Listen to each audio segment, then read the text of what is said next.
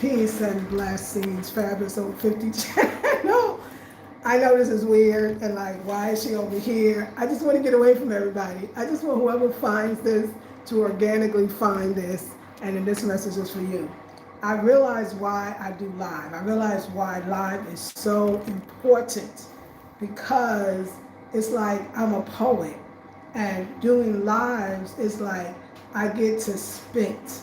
Do you get what I'm saying? If you're an artist, you're a poet, I get to spit. I get to spit in the moment. I get to spit what I saw.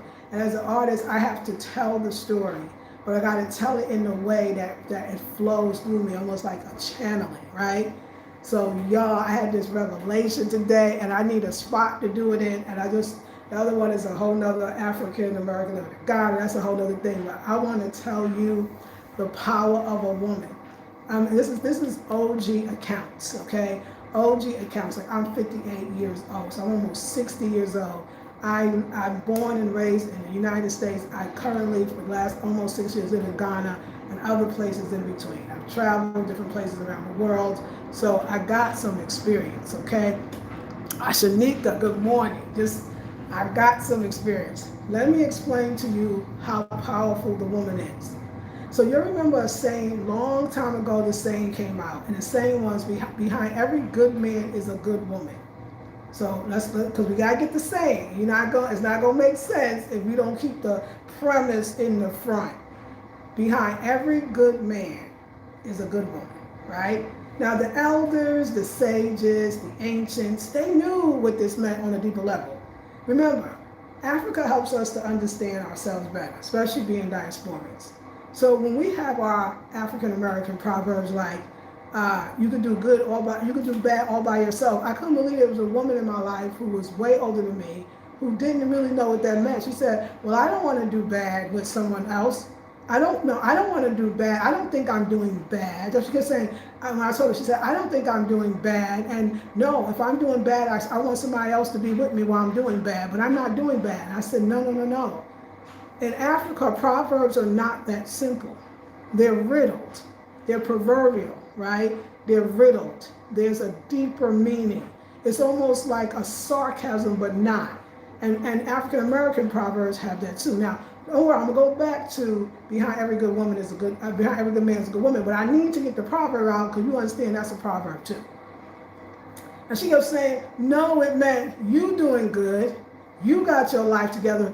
Usually, I'm gonna be honest with you, it was a saying, you can do good, bad all by yourself, was from a mother to a child or a grandmother to a granddaughter. So really is a proverb that really referred more to women. And it was a woman who was doing good, whether she was a teenager, college graduate, a grown woman.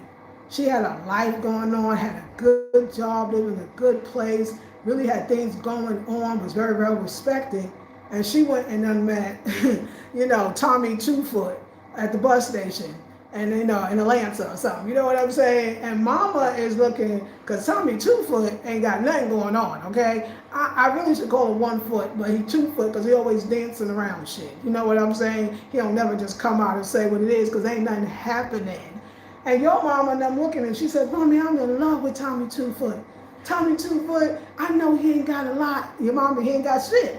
I found him at the bus station. That means he's homeless. I know right now, but mama, he got potential, mama. You don't know how smart Tommy Two-Foot is. And mama said, baby, now if you want to do bad, because you're not doing bad, let me do the subtext. If you want to do bad, because you're not doing bad, you can do that by yourself. You don't need to bring somebody in to take your ass down, because obviously you want to go down. You see the subtext in the proverb? Obviously, your ass want to go all the way down to the ground, and you don't need Tommy Two-Foot to do that.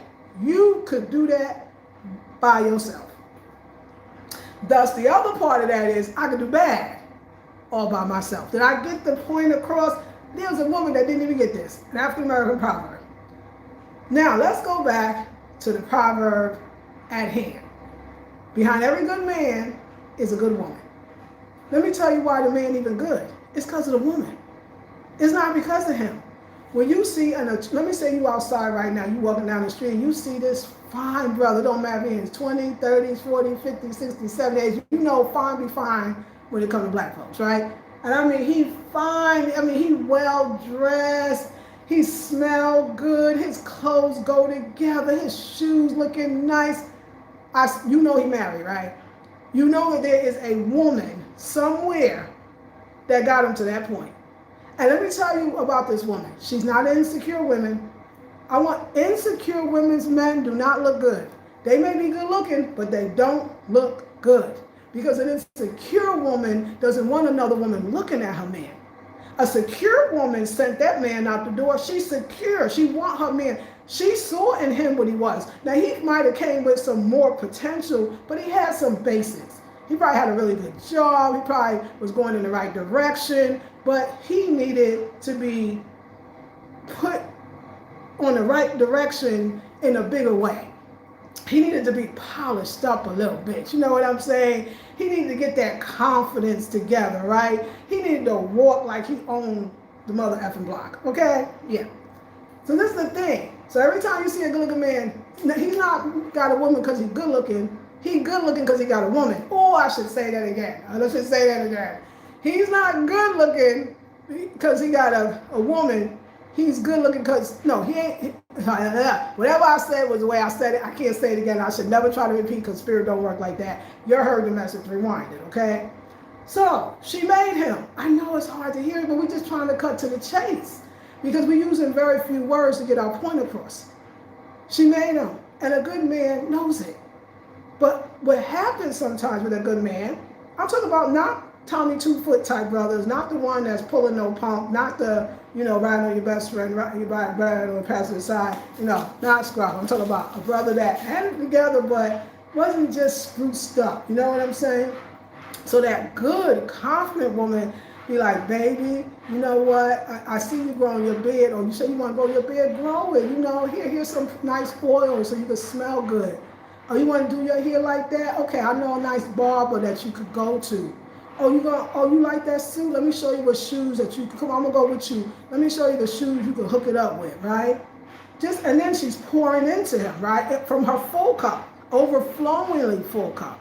And she's reminding him how great he is. He had a bad job. He got to deal with the man every day. She reminded him how amazing he is, how great he is, how he can do anything, even if that doesn't include her.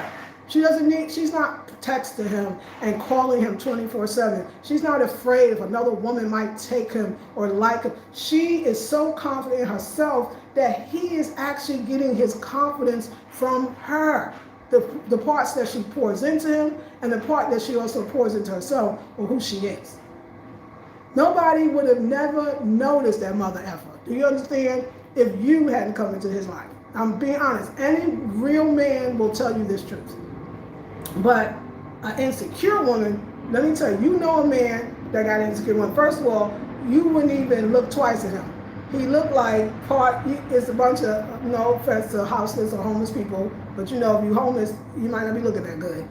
He looked like, just like one of them. He pulling no pump, he ain't got no style, he ain't got no confidence in himself. He's nervous, his head's always down in the phone because she's probably texting him 24/7 wanting to know his goddamn thoughts, okay? You had a thought without me. Insecure woman, her man will reflect it. Timid or missing opportunities, doesn't really take good care of himself, because if he wears those bright colors, if he wears those fancy shoes, she want to know, well, I thought you said you was just going to this door. Now, a confident woman want her man to look good. Baby, you want to wear that? Because you don't see what I'm wearing, baby. Match the fly. Match the fly. Like, yeah, baby, I'm going to match that fly. You're right. And her man is down the drain.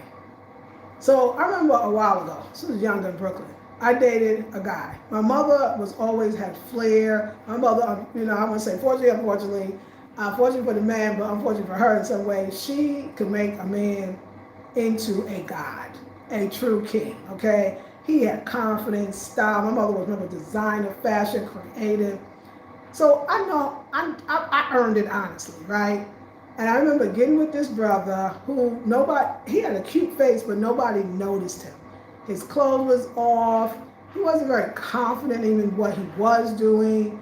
So he liked me. I gave him a chance.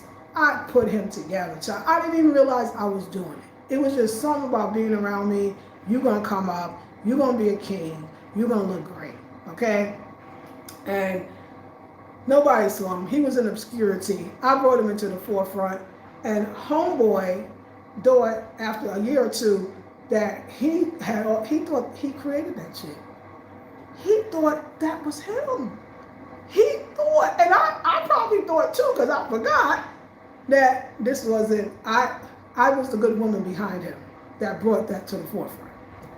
So, hey Lakeisha, so some years he think he big and bad, he gonna find him another woman, whatever society said.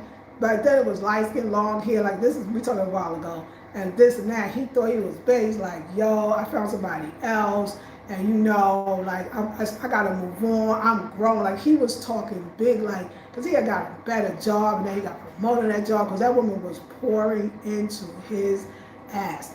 He knew how to dress and do this, but he really thought that was his. So, of course, the other woman, many women, but this particular one was very attracted to him, not knowing that you created that attraction that she's attracted to. So she got with him knowing that you was around, but, you know, she thought he was this creation instead of it was your creation. And because she was so insecure, because you know how they say the way you get them is the way you lose them. Because she was so insecure, because she knew how she got him, because she even was intimidated by the woman, which was me at the time, was so incredible and just fashion and very confident in herself and very, you know, just very unashamed and just commanded when she walked down the street. And she was just, so this woman, me, got a lot of attention. It was about, I won't even give it 3 to 6 months. He looked like Raggedy Randy, okay? He was Raggedy Randy. His clothes just wasn't as vibrant. He wasn't keeping up his haircuts at the time. That was the style. His sneakers was dusty when he was the wiper with a toothbrush, and he really went down. And he was, this is when the phones, it was a beeper that came out, and he was constantly checking his beeper. Every time I would see him, he had his head down, almost talking to himself. He looked like a fraction of himself. He had no swag. He had no confidence. He didn't smell good. He just looked raggedy. And he was always on his beeper, And then he got a phone and pay phone, and he got to call the girl. And I don't even know, I just know he went down, and I didn't even know what happened to him. And I realized then, and the girl, of course, eventually left him because she didn't realize it was you. That's who did that for him. That's who did that. That was you. Good-looking men are married not because they was good-looking and got a wife. They got a wife and they became good-looking. Confident, strong men have women. So don't guess already, oh my God, he's so good-looking. He dressed so nice. He has so much confidence. You think he's single? Hell no, he's not single. It's his woman that brought that. And like I said, a confident woman.